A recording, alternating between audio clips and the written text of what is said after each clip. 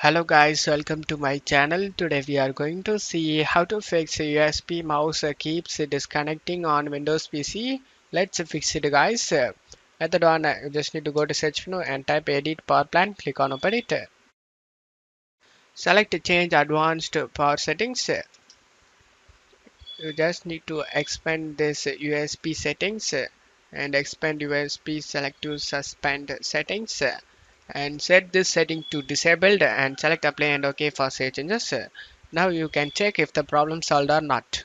If not, method 2, you just need to go to search menu and type device manager, click on open it. You just need to expand the universal serial bus controller section and just need to right click on it one by one and select properties. Select Power Management tab and uncheck this allow the computer to turn off this device to save power and after that select OK. Do the same thing for all the devices listed over here. After doing it, just to close stuff here. Now you can check if the problem solved or not. If not, method 3, you just need to connect to another USB port. After doing it, you can check if the problem solved or not. I hope one of these methods fixed your problem. If the video helped you, don't forget to leave a like guys. You can also subscribe me and support me guys. Thank you.